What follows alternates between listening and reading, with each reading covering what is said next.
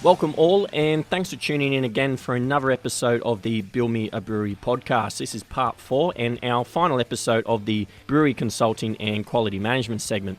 Today's episode, I chat with Pulkit Agrawal, or PK as he mostly goes by, who is the founder and CEO of the Fifth Ingredient. I first came across these guys in my chat with Steve Hendo, who is the Australian brand ambassador for their industry-leading software, Beer30. Now, a topic that I never really considered when planning this podcast about building a brewery, Beer30 is simply a brewery data management software that helps breweries improve quality and efficiency with their brewing operations by replacing paper logs and spreadsheets by electronically capturing important data related to brew days, fermentation, packaging, inventory, sales, and many other back-of-house aspects. This is a great chat and a very interesting topic to cover for an aspiring brewery owner, as well as for those already established breweries still slogging it out on paper when it comes to data capturing for their brewery operations. So I'll leave you all to it then. I hope you enjoy my chat with PK from the Fifth Ingredient. Welcome, PK, to the Build Me Brewery podcast. Thanks for coming on, mate.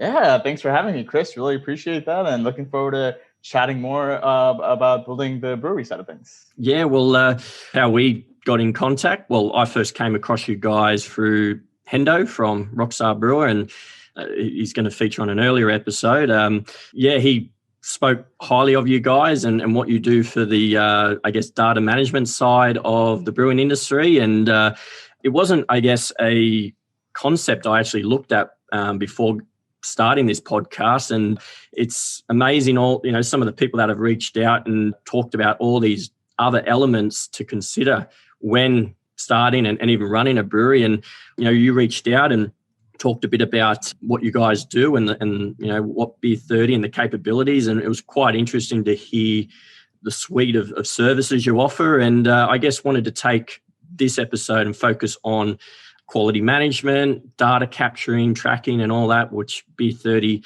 is equipped to do. But before we get into all of that, I'd like to get to know a bit more about you, mate. And just tell us a bit more about your career background, how you got into the brewing industry, because I know that, you've come from beer before you've got into the IT software side. So, yeah, take it away, mate, and let us know a bit more about yourself. Awesome. Thanks. So, I actually went to university in the States. So I went to Harvard University and studied mechanical engineering with some computer science courses and did some stuff in tech, worked at Microsoft, did a couple other startup internships as well. And when I was in my final year, when I was looking for places to go after graduation, I came across a brewery called Ballast Point Brewing. And they were recruiting on campus and thought it'd be really cool to check it out, see what was happening. I knew very little about beer other than what I'd had to drink in college and things. And so this is super interesting, a very different industry. And when I went out to San Diego, California to check out the brewery, I was just amazed by everything that was dealing with packaging equipment, right? I have a mechanical engineering degree. And so to really grasp just all the engineering and science that goes into making beer, that it's a combination of art and science, right? And that you have like the recipes, but then everything that goes into the actual mechanics and electrical side of having a brew house operate and having equipment operate. And so started off there as a process engineer and worked at Ballast Point Brewing for about 2.5 years. And so during that time, my focus was mainly on the packaging equipment. So bottling lines, kegging lines, canning lines. I helped them out with a lot of optimization, focused a lot on road tech kegs to really understand the quality of what's happening inside of a keg. And then also helped them out with the expansion into Virginia where they installed new equipment as well. So it was really cool focusing on that side of the business. And one of the really cool projects that I also got to do was launch Ballast Point's entire nitrogen beer brand in bottles and in bulk production of kegs. And so this was really cool to be able to have, the Ballast Point Red Velvet Stout that we did for a Valentine's Day special in 2017 to actually be utilized by breweries and to have Ballast Point actually have this nitro beer in bottles. And so this was really cool. I'm sure you're familiar with the Guinness or left-hand milk stout, et cetera. And Ballast Point really wanted to be on the cutting edge of that as well. And so it was really awesome to run that project from start to finish.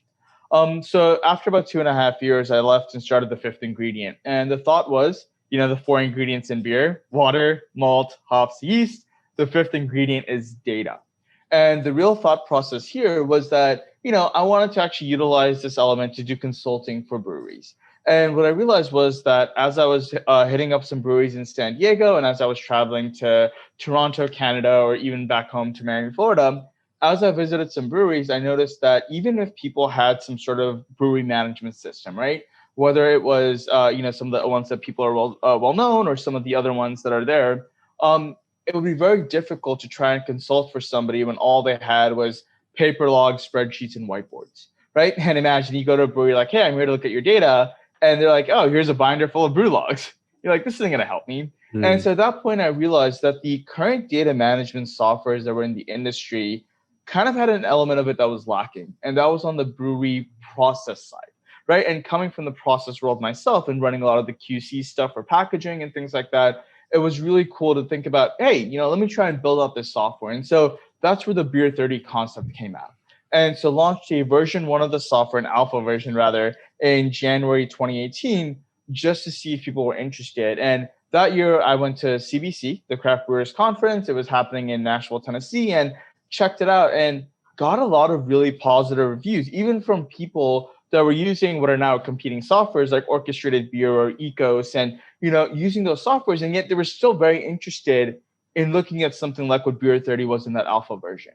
And so that's kind of how the thought process came about. That's kind of how the thing started, which was, what is it that I can build to remove all the paper logs, spreadsheets, and whiteboards? Because a brewery is not going to be able to afford, like all breweries aren't going to be able to afford hiring an engineer straight out of undergrad to then build on these processes, right? And so it was very interesting to be able to take what I learned, seeing what's in the industry, and try and develop a new concept and start that with like this alpha version and build up from there. Right. Okay.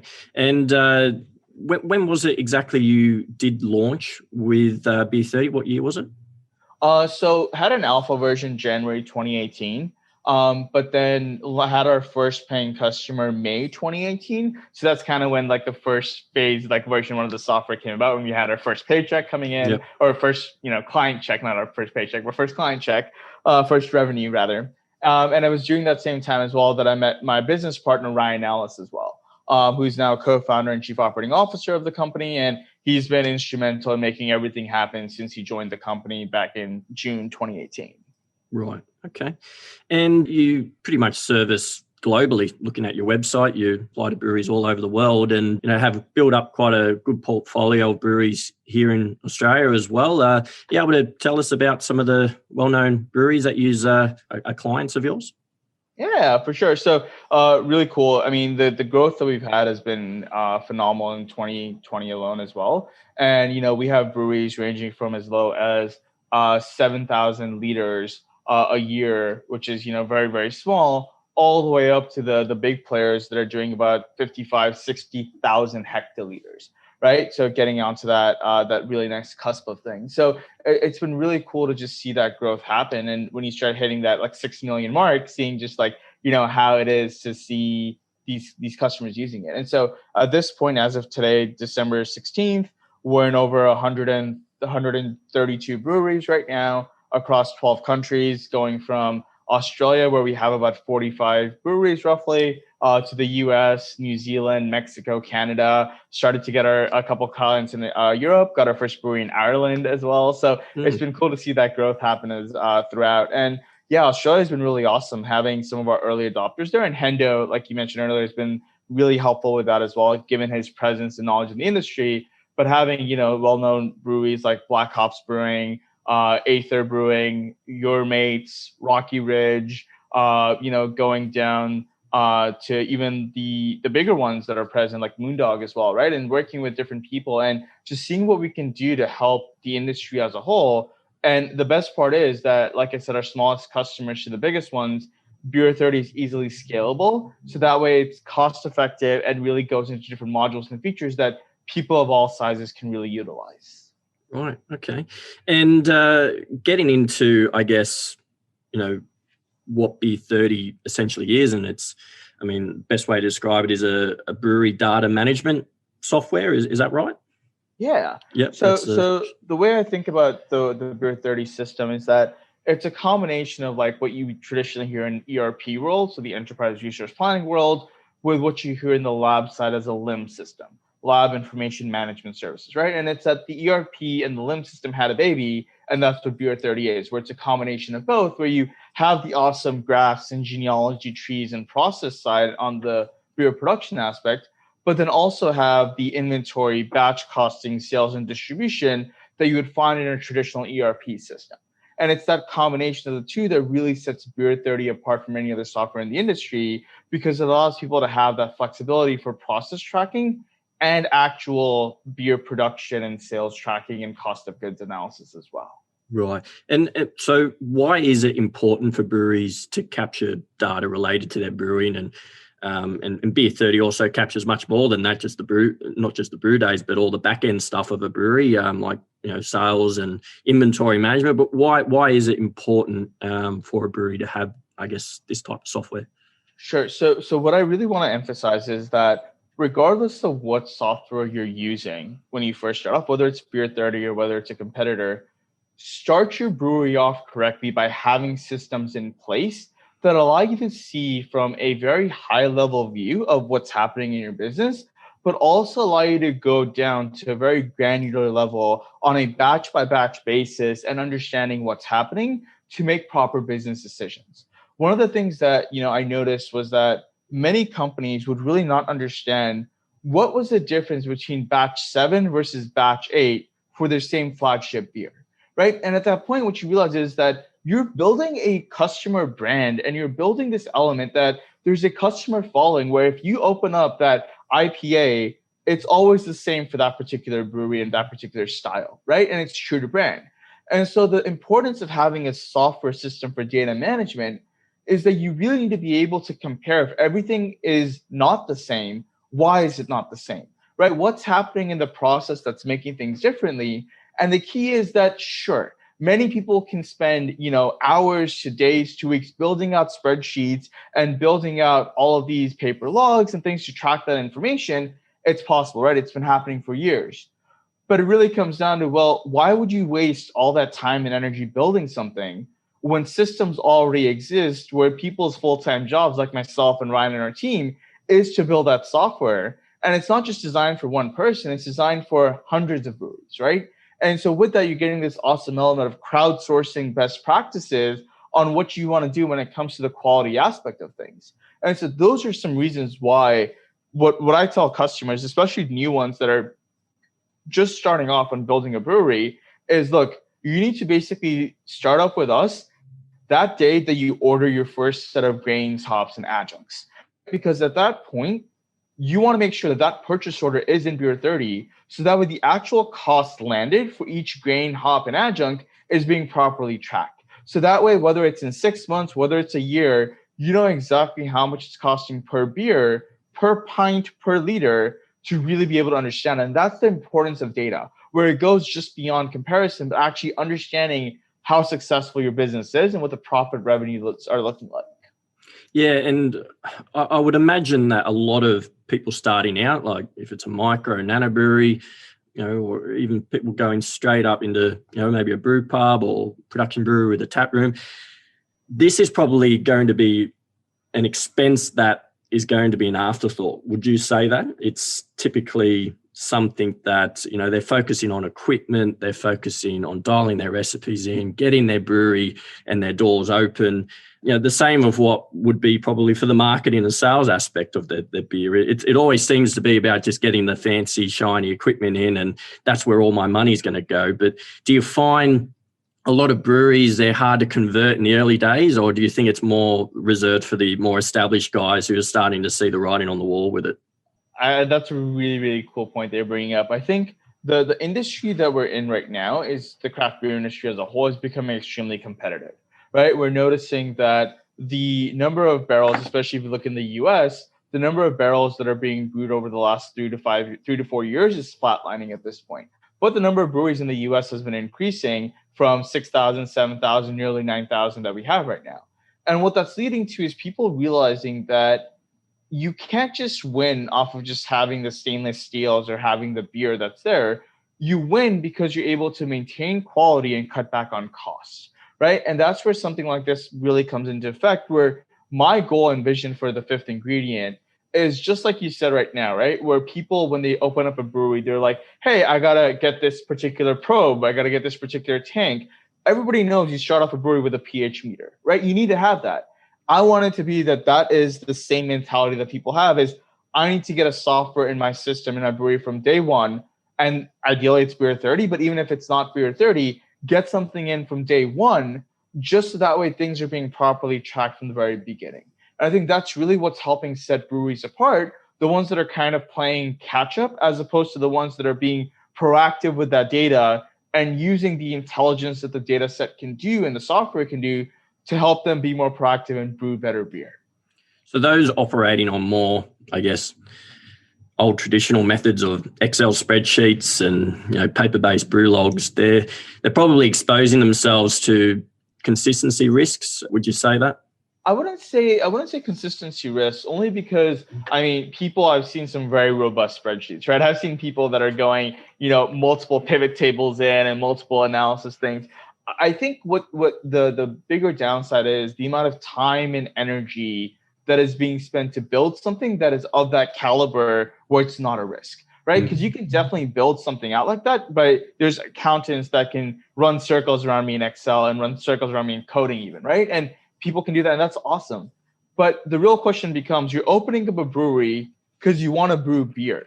You're not opening up a brewery because you want to spend hours to weeks or paying thousands of dollars to a consultant to build these out for you. You're opening it because you want to brew that perfect beer, brew that beer that tastes amazing. So don't spend the time and energy and resources on rebuilding a wheel that people have been trying to perfect for years, and you can literally just pay a monthly fee to get that. Yeah, and I guess I'm already starting to see the benefits of investing up front, because if you don't purchase things like this or have dedicate it in your budget to automate things and make things a bit easier for you, you're just going to spend more and more time away from the brewing side and the creativity side of your beers.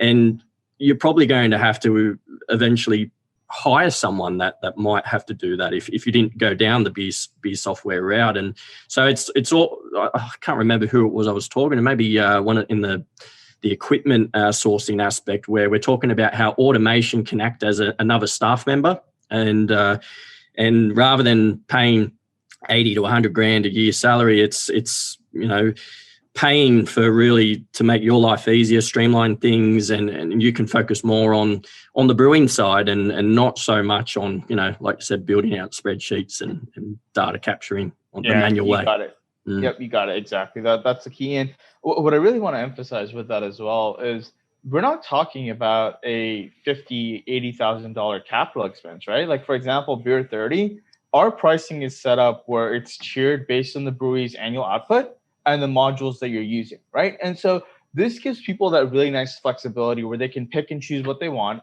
and not pay for things that they're never going to utilize, right? So, for example, as of present day in terms of pricing, our tier one, which is between 0 and 100,000 liters, the base system starts off at $125 US a month, right? And at that point, when you look at it and you break it down, you're literally talking about like $5 a day, right? Like a pint of beer, less than that even, right? At $125 US a month. And you start adding on things like, oh, maybe you want to include like the Xero or QuickBooks Online. Maybe you want to track sales and distro costs. And that's where you're able to add those on. But at the minimum, you can streamline at least 7 to 15 spreadsheets that you would use for your raw material tracking, brew day, ferment day, filter day, bright tank, package, at least with just the base system, right? And it becomes a cool way to understand the nuances that you can go as far down the rabbit hole as you want with data. And there's like so many cool things that people can do even into the future. But the goal is start off from day one with having systems in place that excites you to understand how your data is actually performing. Yeah. And I know we've skimmed and touched on certain aspects of what the software can offer, but are you able to, I guess, dive into all the key different areas or modules as your website sort of details them as for available to a brewery? Yeah, for sure. So the way that we have it set up, like I mentioned, the base system is really just focused on the brew process side of things and just basic inventory tracking, right? And so that's really diving in to understand, hey, what's happening as you harvest yeast, looking at genealogy health, understanding in visual format what's happening as you compare 6 different batches of beer on top of one another to look at fermentation profiles, right? And using Beer30 as the actual day-to-day brew log and data capture mechanism. From there, it becomes great because we have some recommended upgrades that we have. And again, you can find all this on the website. And I know, Chris, you're going to be tagging this as well down below. But you're able to look at recommended upgrades to focus on first lot traceability, packaging supplies, and batch costing, right? So imagine if for some reason you have a lot supplier, malt supplier, hop supplier that has a product recall, right? They're like, hey, everyone, we need to recall batch 66 of 2-row pale malt, right? All of a sudden, for you to now spend time in spreadsheets trying to track that, it's going to be a pain, right? Where in a software system, all you have to do is pick the malt and you can see every single batch that it ties in, and also understand the dollar values that went into each particular beer. Because think about it, right? From a costing perspective, if there's ever a product recall, the amount of beer cost that went into making each of those liters or barrels or hectoliters is all stuff that the supplier should cover, right? And so these become some interesting ways with that next module upgrade to incorporate that.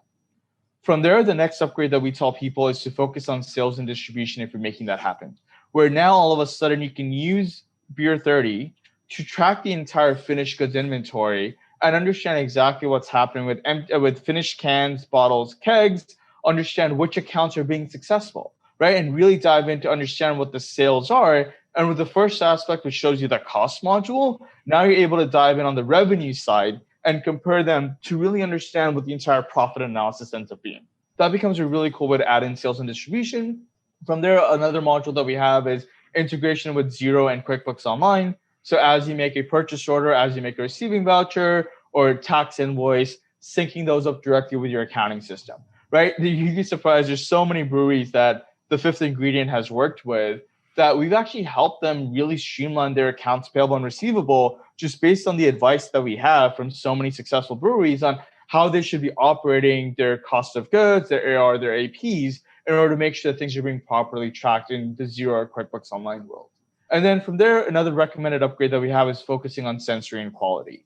And this really comes into understanding like full CIP log tracking, understanding sensory side of things. I know that for some countries, it's legally required that you get your beer tested by a third-party lab and being able to track that data as well. And so those all tie in with another upgrade. And if you check out the website, there's at least 6 or 7 more modules that you can sign up for, but it's great. And one of the cool things, Christy, you mentioned earlier when we were talking about the hardware side, and this is a little of a sneak peek, that as of January 2021, we're actually rolling out a hardware API as well. And we're working with some of the well-known vendors in the industry to have it be that if a tank has a temperature probe, for example, it can send the data directly into Beer30 as well. And so it's things like that that really help streamline and help on the automation side to really understand just what those modules look like so that way you're only using and paying for what you actually need. You mentioned earlier some other competitor softwares like, is it Eco's Orchestrated Beer? And there's another one that's not coming to mind. Unleashed, yes. So how does your software differ from those? Is it just more a full range of suite services? Is there a gap that you're sort of filling? Yeah, it's very interesting, right? So the way that Ryan and I describe it, one of the key differentiating factors that we have compared to all 3 of those, Ecos, Obeer, or Unleashed, is that Ryan and I both come from the brewing background, right? I come from the process side. I come from the actual understanding packaging and brewing side of things. And Ryan has years of experience with sales and distribution. And what's really cool is that because of that, we actually understand the way a brewery operates. So as a concrete example, right? And this is one of the examples that a lot of customers tell us that switch over from a competitor. And at this point, about 30% of our portfolio has switched over from a competitor like those 3 that you mentioned. And one of the great examples to put into context is Beer30 is built with the brewer in mind, right? And so, for example, in some other softwares, if you don't have the inventory on hand, like if you don't have the grains or hops, you're locked out of brewing, right? Which from an accounting perspective is amazing. You don't want a brewer to actually be brewing if he or she doesn't have the inventory in the system. But from a brewer's perspective, think about that for a second. If I have hot water sitting in my mash in front of me, and I got a bag of grain in my hand that I'm slicing open with a knife, and all of a sudden my inventory management system says, hey, you can't brew, go and trace down the purchase order or invoice, add in the inventory, and then go and brew, you're going to be super frustrated. You're not going to stop what you're doing. You're just going to be like, look, I'll deal with this later. Let me pull out my phone. Let me pick a piece of paper and take down my pH and gravities and things, right? In our case, in Beer30, we decided, after a lot of feedback from customers, decided to build an untracked bucket in our system, where now, as you're brewing, if that inventory, it doesn't exist, just mark it as untracked or allow it to go negative in the system, and we'll flag it for you with a red exclamation mark. So that way you know that this needs to be reconciled, or accounts payable, accounts receivable, somebody else knows that, hey, we got to go take care of this, but it hasn't stopped you from brewing, right? And that's the key with Beer30 is because of that mentality, things like yeast genealogy, sensory graphs, understanding fermentation profiles, to my understanding, those are all things that are very unique to Beer30 that don't exist in the other softwares as of yet, right? And so it's things like that. It's that innovation of understanding how to brew better beer and brew more beer that really sets us apart.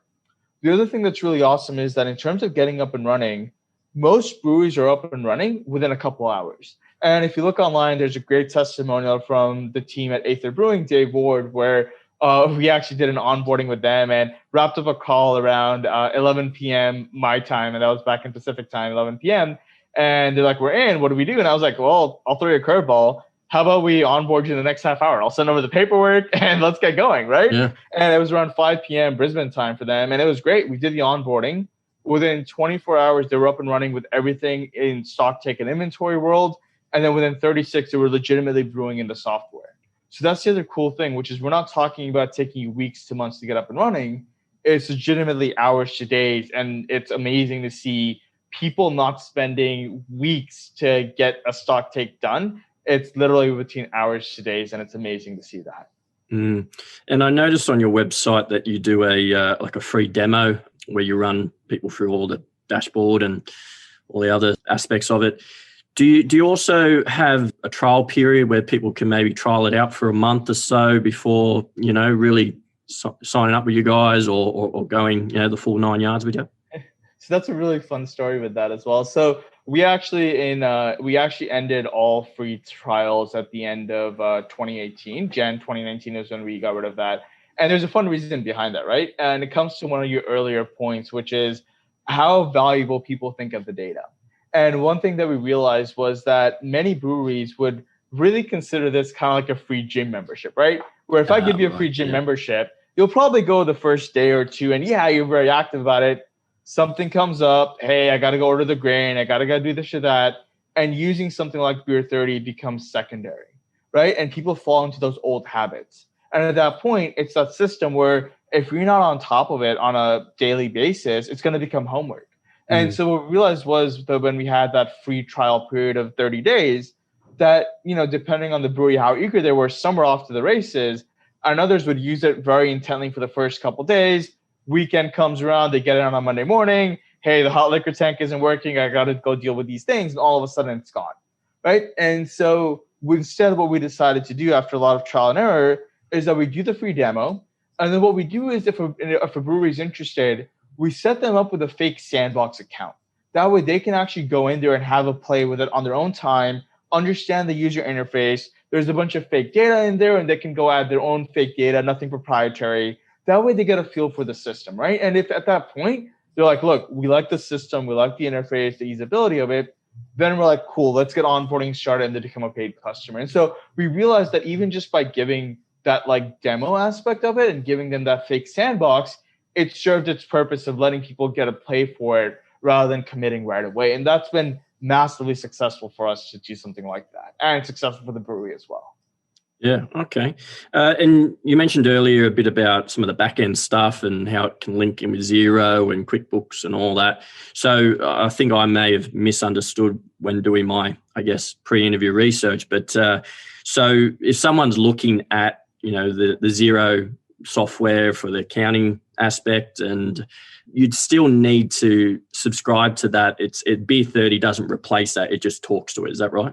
Yeah, correct. So Xero and QuickBooks Online are those financial systems that talk to banks, that have the whole, configuration set up for accounts payable, receivable, writing checks, going with Stripe deposits, etc. We don't deal with anything on the banking side. That's a whole other legal logistical thing, as you can imagine, right? So we just sync up with them because, again, it's built a software that you understand. trying to deal with the banking side would be a really big thing. And not to say that in the future we won't replace those softwares, but for right now, we found that people love Xero, love QuickBooks Online. They're very accustomed to it. So let's not break something that works, and let's just link the data back and forth. So what are some of the typical complementary services out there that Beer30 would talk to in a typical brewery setup? So to give you, I guess, a bit more idea of what I'm meaning by that. So someone's got Beer30.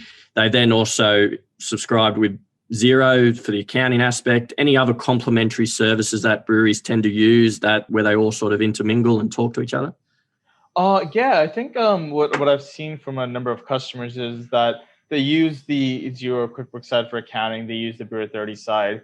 We're starting to see more of the hardware API, like I mentioned, where people may have some of those sensors that they're interested in doing and using. And we're looking into some more integrations with, for example, keg tracking or things like that. We have our own systems for that. But again, there's other companies like Kegstar or Convoy that people are familiar with that do that aspect of keg tracking really nicely, right? And so looking at potential things down the road with that in 2021 and beyond to see what that looks like. On the POS side, there are a number of customers that use Arrived or Arrived in the US or Square or Stripe. And so you will also usually need something on the front of house side of things. And it's one of those things that in the Beer30 world, you'll just say, hey, I sold 6 kegs to the front of the house to the bar, but then you use that POS point of sale system to actually track, the demographics, male, female, time of day, understanding, pints versus flights versus what samples are being used. And so those are kind of the main areas where you're looking at the hardware side, the accounting side, and then front of house POS side. And I think those then, tie in nicely with the full data management ecosystem that breweries usually capture. Right, yeah. So basically front of house at the bar, someone's buying a beer, someone's got those little square setups, as you see now, or just a POS system. That will then link into Beer30 and capture all the sales data. No, so I won't actually link in with that side of things. Like I said, that those are reports that you'd be running in the Xero. POS side of things. In Xero or the POS side. Okay. Yeah, you would run it there. But in Beer30 world, all you would say is, look, I sold 5 kegs to the front of the house, right? Right. And so that way for excise tax reporting, et cetera, like we have a 2-click excise return going from the bonded areas to unbonded areas. And at that point, you're not writing your excise tax on, if it was 6 pints of beer versus, X number of ounces, it's literally, I sold half a 50 liter, a full 50 liter or 30 liter, 20 liter keg. So on our end, what we stop at in terms of the data side is I sold these kegs to the bar. And then as you were asking about software, the other POS sides really help to track that actual POS data so that way you can run those reports in the POS side. Right.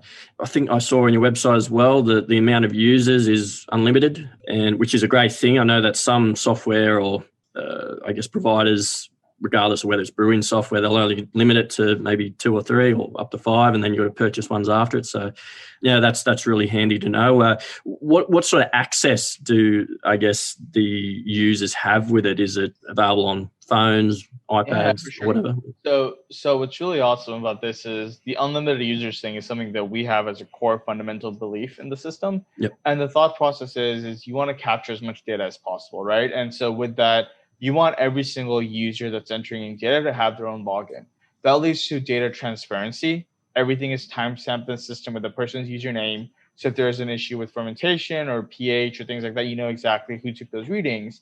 And with that, what's great is that we have different permission profiles that are set up as well. So people that are manager versus operator level 1, 2, or 3, or head brewer or sales and distro can access different areas of the system.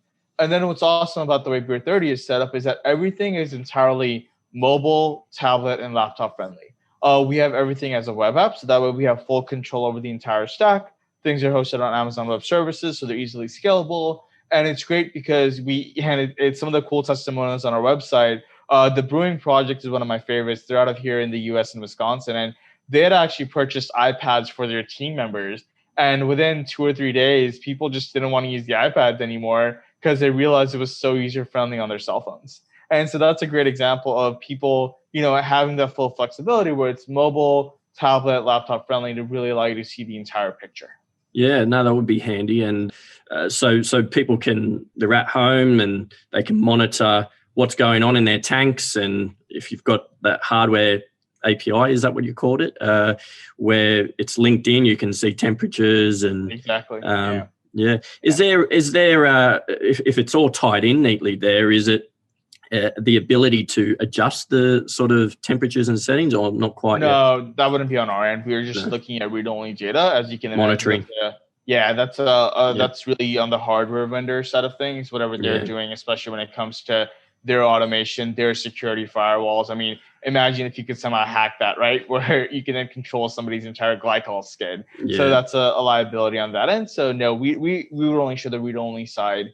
And I think one of the cool things that you were talking about, sitting at home, et cetera, our customers tell us that they get that peace of mind. And that's really what the cool thing is. But one of the big things, I remember this is distinctly at Ballast Point, where there was a beer that I was drinking as my shifty, like my pint beer at the end of the day, and it tasted kind of off to me. And I distinctly remember asking the bar manager, like, hey, what's the brand and batch number? And then afterwards, when I was picking up my laptop, looking into the fermentation logs and picking up the brand and batch and going in and like doing that afterwards, right? Well, I thought about that when we were building up Beer30, which was like, look, if I'm an owner and I'm at, Chris's bar down the street and I'm having a beer and it tastes kind of weird, I don't want to wait to go back into the office to see what's happening. I want to pull up on my phone, log into Beer30, look at that brand, look at that batch, and see all the data in front of me. And maybe there's going to be something which says like, hey, there was an issue with fermentation, or maybe it is something that the lines need to be cleaned at the bar, right? And so it's like those interesting things where that mobile friendliness, don't wait until you get home to look at that data. Literally just pull it up on your phone as you're sipping on that beer. And you can even tie that on the sensory side, where that can be an awesome customer sensory point that you're entering in with that brand and batch, right? So it's an amazing aspect of looking at data in so many perspectives, of pulling it up on your phone if something isn't working properly.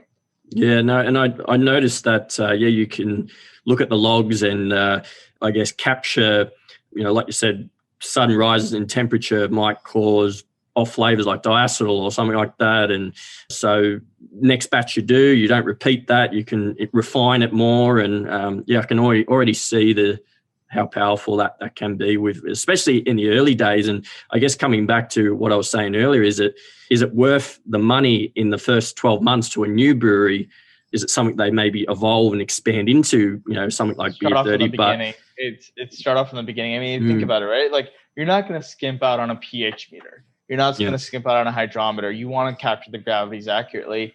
It's just as important for you to be able to compare each batch side by side and graph them on top of one another, right? See the trends. We actually had a brewery that noticed that their gravities were always on point, very tight, very consistent, but their beers still tasted very differently.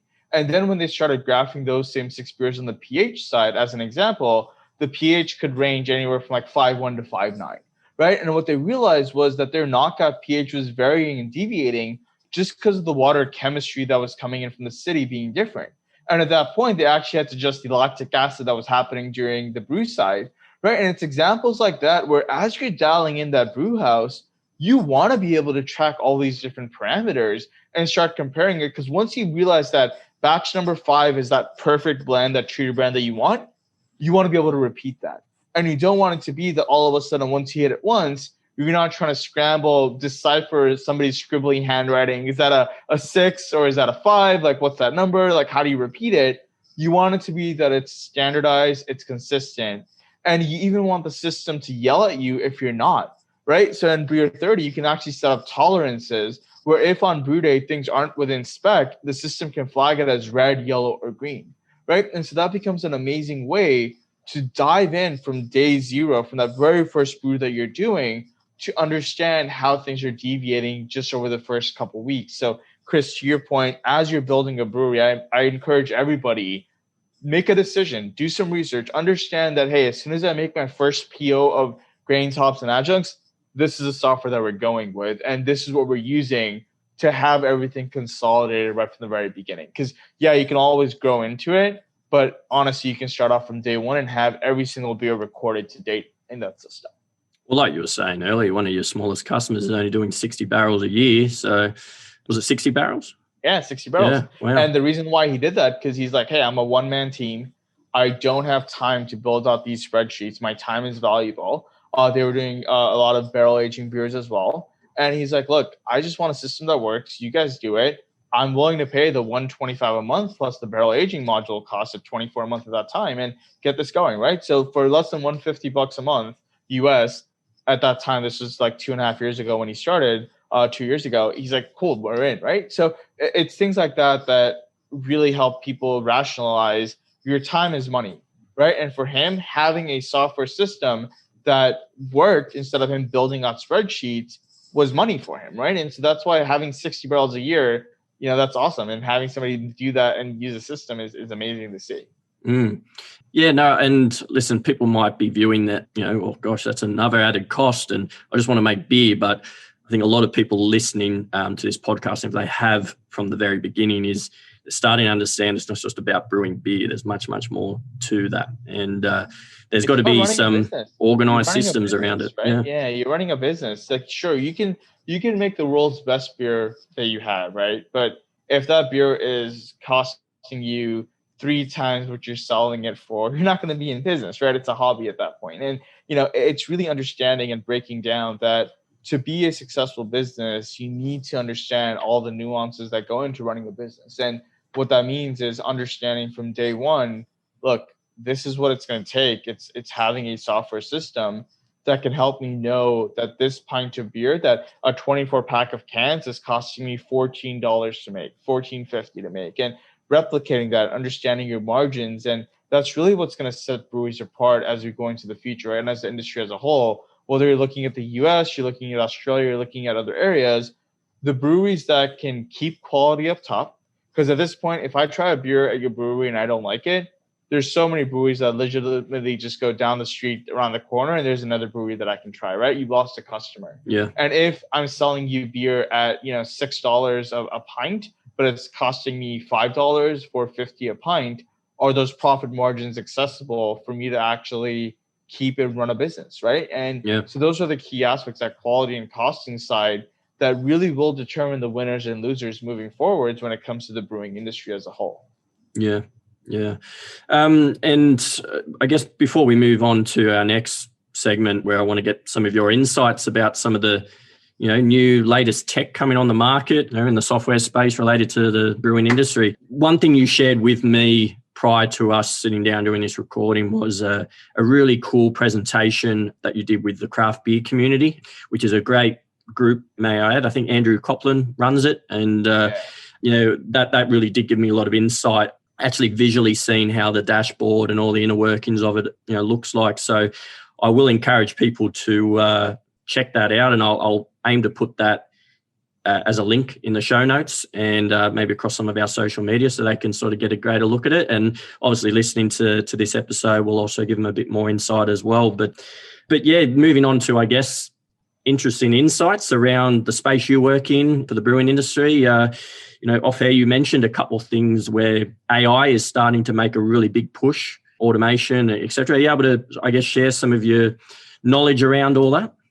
Yeah, for sure. So a couple things. So one, if anybody's listening to this, if you're interested, there's some really cool Facebook groups, and the Craft Beer Professionals group run by Andrew Copland is amazing. I know, Chris, you're going to link the group at the end of this, but there's a really cool video and just a bunch of resources, and the community is just growing. It's up to, I think, 12,000 people globally, right? And internally, we also have a Beer30 Legends group as well that we use on Facebook. So that way our customers can interact with one another, ask questions, things like that, if they want to opt in on that. And I think that's an interesting aspect, which I've always loved about this industry, is that camaraderie and that like ways to help each other out. And so, check out that presentation. If anybody wants to reach out to me to set up a private demo, happy to do that as well. And I think that's a great segue, like you were saying, to looking into the industry in the future, where really what I'm super excited about is the integration of the hardware side with the software side, right? And I think what's really interesting is that you have some really cool companies out there. Like, for example, I mentioned Kegstar and Convoy, right? Which are now doing the Internet of Things, and they have like real-time tracking of kegs that are happening throughout, right? And then you have, for example, precision fermentation instruments, which are now adding in this like new sensor-based technology kit that does pH and gravities and temperature and pressure and DOs for each beer, just as you like attach it to a tank, right?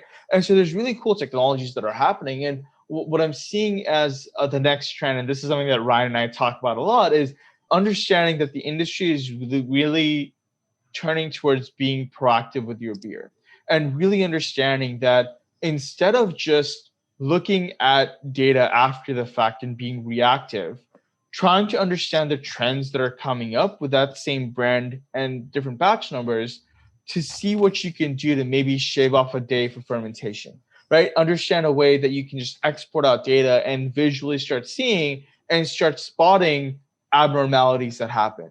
And having a system yell at you and say, hey, check out this abnormality. This beer is not trending like it normally does.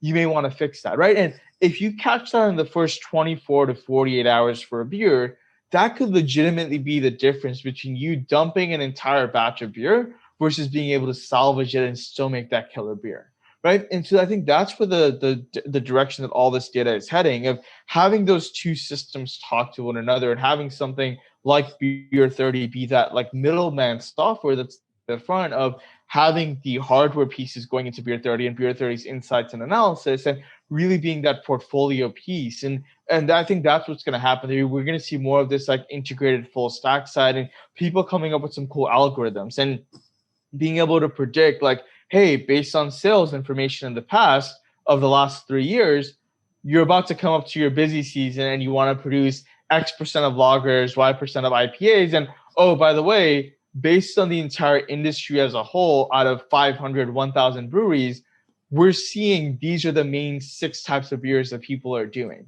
right? And being able to take that information to give you better insights and even allow you to compare your data over the industry as a whole, right? Like one of the big numbers that I used to look at when I was at Ballast Point was the water to barrel beer ratio, right? Or water to beer barrel ratio, right? Like how many gallons or barrels of water does it take to make one particular barrel of beer, right? And I think New Belgium is one of the industry leaders at like 2.7. Ballast was at like 3.1 to 1. And it's super interesting where now when you start having these standards, you can also have people be a lot more cognizant of the environmental impact that they're having, right? And so it's all these cool nuances and things that the community starts heading towards this use of data to really understand how they can make better beer, how they can hit industry standards, and really just focus on what comes next for the beer side of the community, right? Where they're able to brew more and brew better just by analyzing that data set that's there and comparing against other industry leaders as well. Yeah, I recall a statement that Pete Phillip from Wayward mentioned on an earlier episode that it takes about 1 million to 1.5 million litres a year for a production brewery to become profitable in his eyes. Probably 1.5 million in Sydney with the cost of living. But later he mentioned a statement that for the big boys, your big CUBs and Asahis, and for them to make 1 million litres, it takes probably 2 people. For a craft brewery, it's probably going to take them.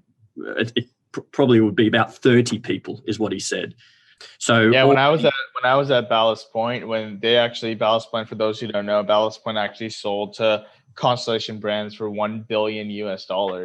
And at that high point, they were doing roughly 400,000 barrels, even a little bit more, I think around 420. So roughly looking at about 46.8 million liters, right? 46.8 million liters. Wow. And if you look at it, like on the main production facility in the brewing side, yeah, they had a 300 barrel production that was always rolling out Sculpin, right? So think about it. That's one batch. And there was an entire project that we had of, understanding what's happening at Ballast Point when it comes to how many turns can we get out of the 150? How many turns can we get out of the 300, right? And you're filling up tanks that are literally 1,500 barrels, right? That's just one tank. And so put that into context for a second, that you're then running, and by no means is this the level of like Anheuser-Busch or some of these bigger ones that are even there, or like the Polliner in Germany and the Europe ones, but like thinking from the perspective that you have a facility that has a bottling line that can do anywhere from 400 to 600 bottles a minute. And think about the downtime that happens, where if you have like 10 minutes of downtime, that's literally thousands of dollars that are being wasted, right? Mm-hmm. And so when you think about it from that perspective, the economies of scale of having a system like that with the Ballast Points, the Anheuser-Busch's, the Asahi's, the CUBs, I mean, yeah, you get to that level where you just have that equipment and you have the automation in place where hitting a couple buttons, adding in some hops, adding in some grains and things, and you're having the system do a lot of the work for you. That, to your point, at a small brewery, it takes just so much more human input and so much more power that's there. Yeah, it's frustrating when you hear realities like that, because I'm just doing a batch of homebrew at the moment. This week I'm going to bottle probably 60 or 70 bottles. It's probably going to take me over an hour. So, and you're saying it takes them 400 bottles a fucking minute, you know? Yeah.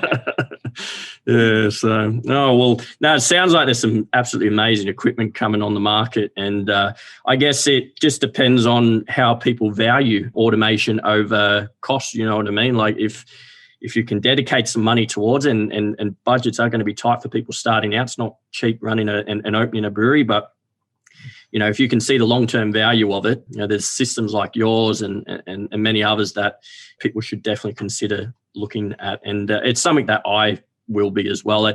Before our chat, I was sort of the mindset that, you know, maybe this is something I would grow into, but you know, you're starting to convince me now that it's from day one, it's probably something you should use and value, because like you said, even if you're a month old or 10 years old, one bad beer can turn customers off. And, you know, having that data there, being able to refine recipes and off flavors, you know, I think it's worth all the money in the end. Absolutely. And the key thing, right, is that start off small, right? You don't need all the bells and whistles. You just need that base system to get you going, to get you adding in the comparisons for gravities and pH and setting up the proper SOPs and things. And it's interesting because, yeah, brewing is an art. Yes, it is a science, right? But to be successful, if you're building a brewery, it's a business as well, right? And the people that are able to understand that, and the breweries that are able to best manage that from day one and understand, like, look, as much as I want to brew this particular beer, it's going to cost me more. Like, yeah, people may love it, but the costs are going to be higher. I need to offset the cost somehow. That's the only way that you're going to be able to stay in business, right? And you gotta imagine that from day one. And yes, you can grow into it, but the quality aspects that come from tracking the data from the very beginning are super instrumental in being successful at this point. Well, any closing thoughts and advice, PK? You know, it's very interesting. The one thing that I was actually thinking about right now, when you were talking about, you know, the homebrew side and the 60 bottles that you're doing, the biggest thing that I want to emphasize with that is, and this really comes down to the startup side as well that I had when I first began the Fifth Ingredient, it can be very daunting when you start looking at, hey, you know, like when I first started, like, oh, there's Ecos, there's Orchestrated Beer, there's Unleashed. These companies have literally hundreds, thousands of customers. Like, I just have an idea, or hey, I'm just homebrewing, I'm doing 60 bottles in an hour, right? But that element that I really want to get entrepreneurs, people that are like interested in doing it. A side note, I do a number of talks on startups and entrepreneurship and things like that. And you can definitely find some on the Fifth Ingredient website. I'm more than happy to do some talks on that as well. But it's to get started and build out that MVP and keep growing, right? Ballast Point did not become that selling story overnight, right? It was over 20 plus years, 25 years of just like actually building, and start off as a homebrew shop. That's where they started off. That was the roots of Ballast Point, a small little homebrew shop where they were doing bottles, exactly what you're talking about. That became Homebrew Mart. And same on our end, right? Me just having an idea and saying, hey, let me just hit up a couple of breweries and see if people are interested. So now having a system where literally hundreds of breweries are reaching out to us, right? Across the world that hear about us. Like, start off somewhere, right? It can be very daunting, but take that first step, take that leap, and really figure out what your vision is. Why are you doing this? Why are you building this company? Why are you building this brewery? Is it a hobby? Is it a business that you actually want to make profitable and make it a full-time job, right? And I think those are the key areas that, as you start diving in, are really the decision factors that indicate whether or not a business is going to be successful. It's understanding, look, this is my motivation. I've done a lot of research. This is the industry, and this is where I'm going. So that's kind of what I want to say. Like, look, you're starting off by, you know, doing those 60 bottles right now. You find that one bottle that everybody loves, and now all of a sudden you start taking that and building it up. And that's really what the story is for so many breweries that are successful, right? Like, starting off with that one core flagship that they found when they were home brewing, and boom, that just explodes like wildfire. And so just start off somewhere. That's my final thought, that any entrepreneur, it's daunting. Having a support system, et cetera, is huge, but just get started. See what happens. Run from there. Learn from the failures. Celebrate the successes, and really just dive in on constantly improving and always adapting to what's happening in the world and what's happening around you on a day-to-day basis.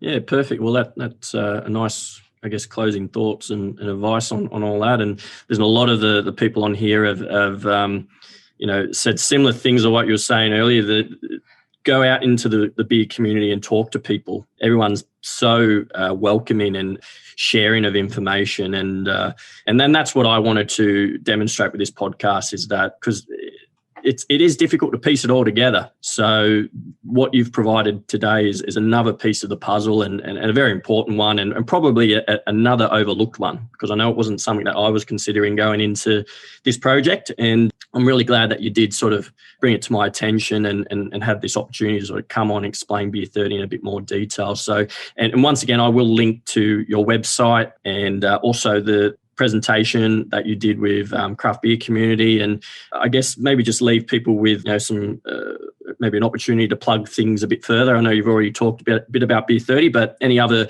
special events, offers, or things coming up for Beer30? 2021, looking at that hardware side of things and really focusing on material resource planning and really starting to help our customers use their data to make some awesome new beers. And depending on how COVID things come around, ideally 2021 BrewCon is still on. And at that point, Ryan and I came to Australia in 2019 for BrewCon, and ideally next year we're around as well for BrewCon. So hopefully grabbing a beer with some of our customers and really just enjoying that aspect of it as well. As you can imagine, the States have been a little iffy right now with everything happening. So looking forward to that and seeing how things play out going into the next year, and ideally having some of these conferences and going from there on things. Perfect. All right. Well, thanks again, PK, for coming on the podcast, and we'll leave it at that, mate. Awesome. Cheers. Thank you very much.